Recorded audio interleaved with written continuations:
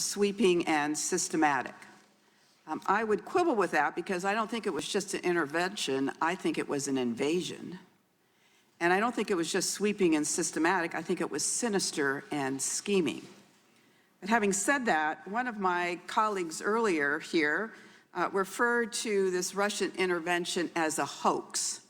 And I'd like to get your comment on that. On page 26 of your report, you talk about the Internet Research Agency and how tens of millions of U.S. persons became engaged with the posts that they made, that there were some 80,000 posts on Facebook, that Facebook itself admitted that 126 million people had probably seen the posts that were put up by the Internet Research Agency, that they had 3,800 Twitter accounts and had designed more than 175,000 tweets that probably reached 1.4 million people. The Internet Research Agency was spending about $1.25 million a month on all of this social media in the United States in what I would call an invasion in our country. Would you agree that it was not a hoax, that the Russians were engaged in trying to impact our election? Absolutely. That was not a hoax. The indictments we returned against the Russians, 2 different ones, were substantial in their scope, using that scope word again. And I think we have underplayed to a certain extent that aspect of our investigation that has and would have long-term damage to the United States that we need to move quickly to address. Thank you for that. I'd like to drill down on that a little bit more. The Internet Research Agency actually started in 2014 by sending over staff as tourists, I guess, to start looking at where they wanted to engage. And there are many that suggest, and I'm interested in your opinion, as to whether or not Russia is presently in the United States looking for ways to impact the 2020 election. I can't speak to that. That would be in levels of classification. All right. Let me ask you this. Oftentimes when we engage in these hearings, we forget the forest for the trees. You have a very large report here of over 400 pages. Most Americans have not read it. We have read it. Actually, the FBI director yesterday said he hadn't read it, which was a little discouraging. But on behalf of the American people, I want to give you 1 minute and 39 seconds to tell the American people what you would like them to glean from this report. Well, we spent substantial time assuring the integrity of the report, understanding that it would be our living message to those who come after us. But it also is a signal, a flag to those of us who have some responsibility in this area to exercise those responsibilities swiftly and don't let this problem continue to linger as it has over so many years. All right. You didn't take the whole amount of time, so I'm going to yield the rest of my time to the chairman. I thank the gentleman for yielding. Dr. Mueller, I wanted to ask you about conspiracy. Generally, a conspiracy requires an offer of something illegal, the acceptance of that offer, and an overt act in furtherance of it. Is that correct? Correct. And Don Jr. was made aware that the Russians were offering dirt on his opponent, correct? I don't know that for sure, but one would assume, given presence at the meeting. And when you say that you would love to get that help, that would constitute an acceptance of the offer? It's a wide open request. And it would certainly be evidence of an acceptance if you say, when somebody offers you something illegal and you say, I would love it, that would be considered evidence of an acceptance. I'm going to stay away from any addressing one particular or 2 particular situations. Well, this particular situation, well, I'll have to continue in a bit. Now yield to Mr. Stewart. Mr. Mueller, it's been a long day. Thank you for being here. I do have a series of important questions for you, but before I do that, I want to take a moment to reemphasize something that my friend Mr. Turner has said. I've heard many people state no person is above the law. And many times recently, they add not even the president, which I think is blazingly obvious to most of us. I'm having a little problem hearing you, sir. Is this better? That is better, thank you. I want you to know I agree with this statement that no person is above the law. But there's another principle that we also have to defend, and that is the presumption of innocence. And I'm sure you agree with this principle, though I think the way that your office phrased some parts of your report, it does make me wonder. I have to be honest with you. For going on 3 years, innocent people have been accused of very serious crimes, including treason. Accusations made even here today. They have had their lives disrupted and in some cases destroyed by false accusations for which there is absolutely no basis other than some people desperately wish that it was so. But your report is very clear. No evidence of conspiracy, no evidence of coordination. And I believe we owe it to these people who have been falsely accused, including the president and his family, to make that very clear. Mr. Mueller, the credibility of your report is based on the integrity of how it is handled. And there's something that I think bothers me and other Americans. I'm holding here in my hand a binder of 25 examples of leaks that occurred from the special counsel's office from those who associated with your work, dating back to as early as a few weeks after your inception and the beginning of your work, and continuing up to just a few months ago. All of them have one thing in common. They were designed to weaken or to embarrass the president, every single one. Never was it leaked that you'd found no evidence of collusion. Never was it leaked that the Steele dossier was a complete fantasy, nor that it was funded by the Hillary Clinton campaign. I could go on and on. Mr. Mueller, are you aware of anyone from your team having given advance knowledge of the raid on Roger Stone's home to any person or the press, including CNN? I'm not going to talk about specifics. I will mention, but talk for a moment about persons who become involved in an investigation and the understanding that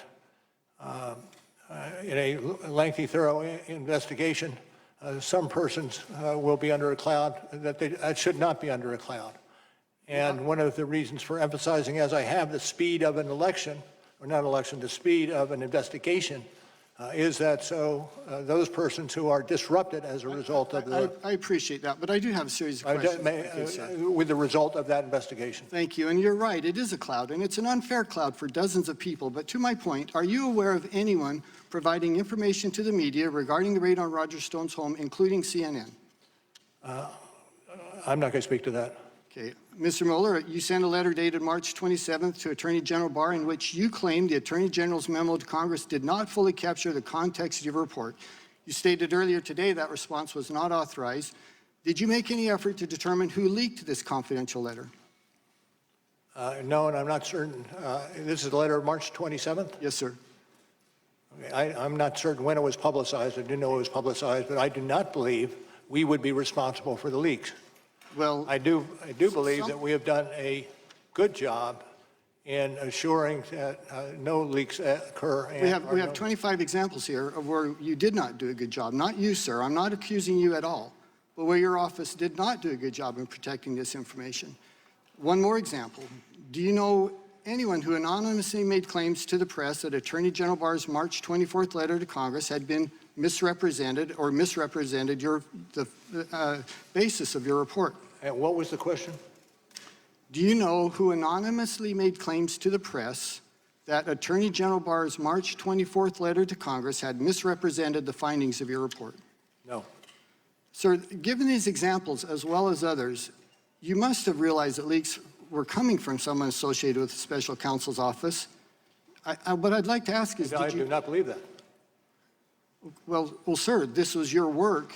You're the only one, your office is the only one who had information regarding this. It had to come from your office. Putting that aside, which leads me to my final question, did you do anything about it? From the outset, we've undertaken to make certain that we minimize the possibility of leaks. And I think we were successful over the 2 years that we were in operation. Well, I wish you'd been more successful, sir. I think it was disruptive to the American people. My time has expired. I yield back. Mr. Quigley. Thank you, Mr. Chairman. Director, thank you for being here. This too shall pass. Earlier today and throughout the day, you have stated the policy that a seated president cannot be indicted, correct? Correct. And upon questioning this morning, you were asked, could a president be indicted after their service, correct? Yes, And your answer was that they could. they could. Director, please speak into the microphone. I'm sorry, thank you. So They could. the follow-up question that should be concerning is, what if a president serves beyond the statute of limitations?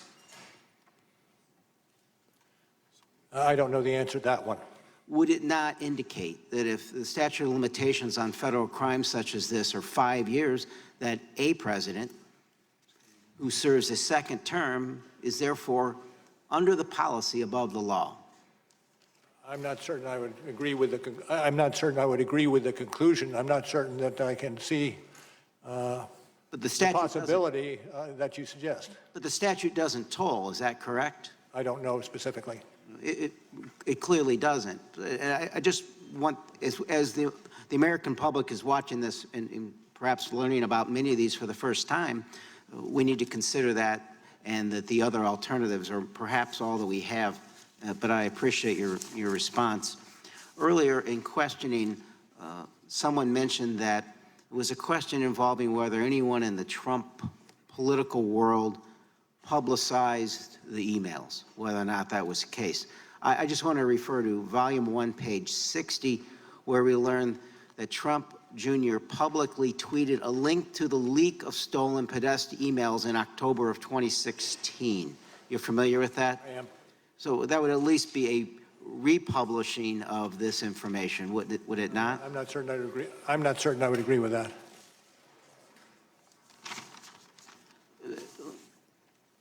Director Pompeo assessed WikiLeaks in one point as a hostile intelligence service. Given your law enforcement experience and your knowledge of what WikiLeaks did here and what they do generally, would you assess that to be accurate or something similar? How would you assess what WikiLeaks does? Absolutely. And they are currently under indictment. It's Julian Assange. But would it be fair to describe them as, you would agree with Mr. Director Pompeo, that's what he was when he made that remark, that it's a hostile intelligence service, correct? Yes. If we could put up slide 6. This just came out, WikiLeaks. I love WikiLeaks. Donald Trump, October 10th, 2016. This WikiLeaks stuff is unbelievable. It tells you the inner heart. You got to read it. Donald Trump, October 12th, 2016.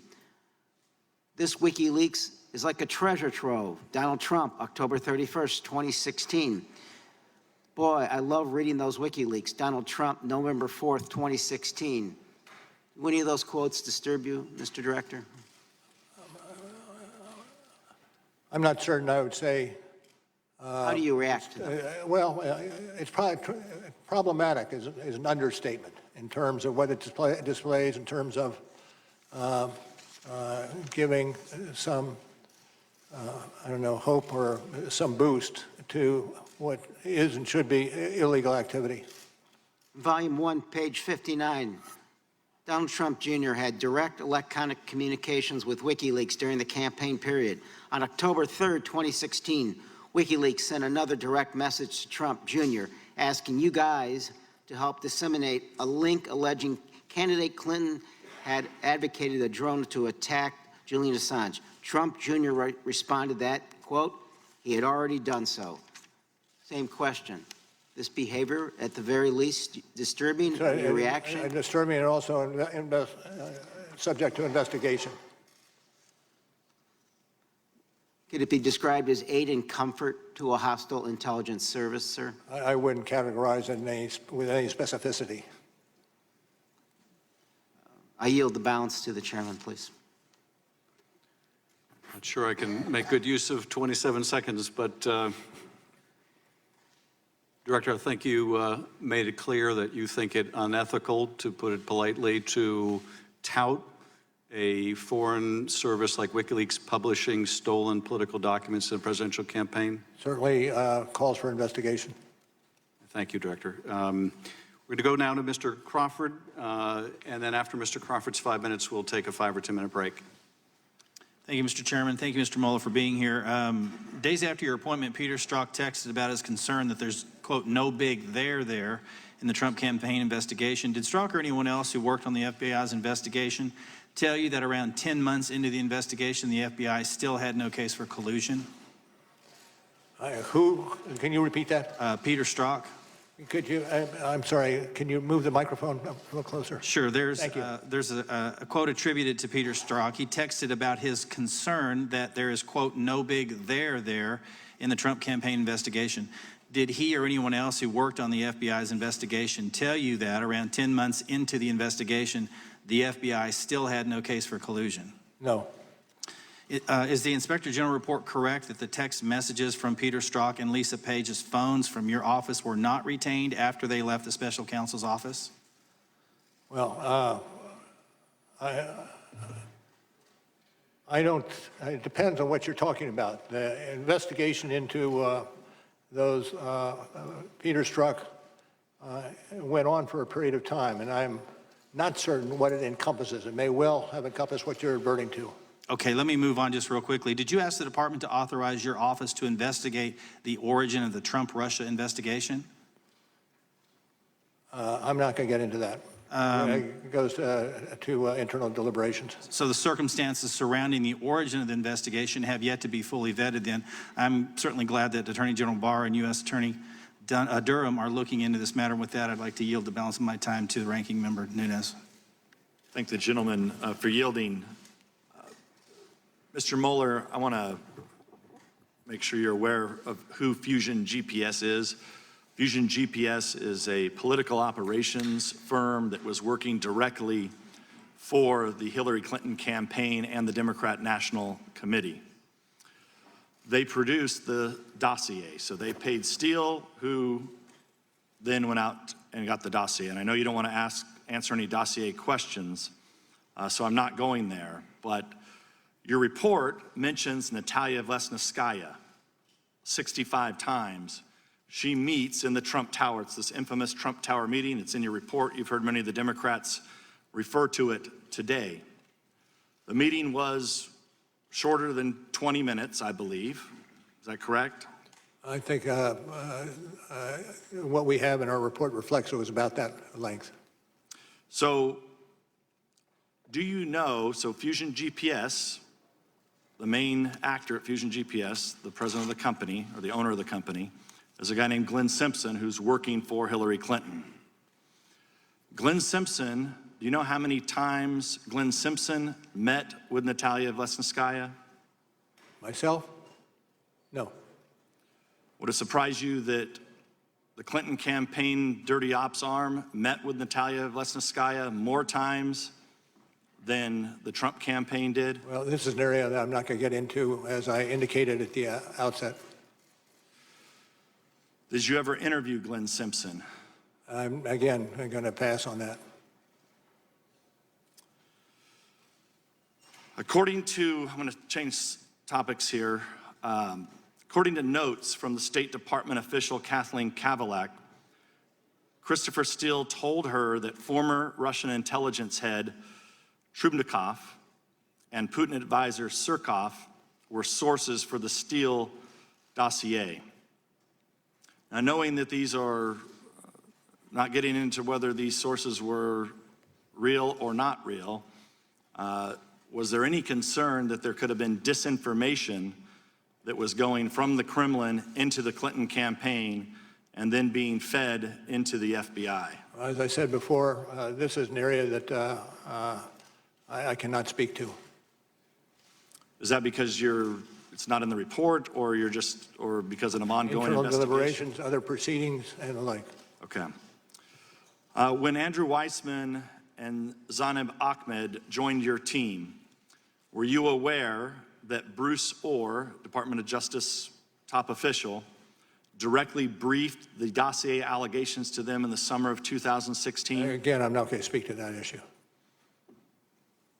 Okay. Before you arrested George Papadopoulos in July of 2017, he was given $10,000 in cash in Israel. Do you know who gave him that cash? Again, it's outside our ambit, and questions such as that should go to the FBI or the department. But it involved your investigation.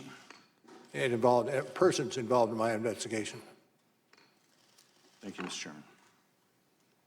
Committee will stand in recess for 5 or 10 minutes. Please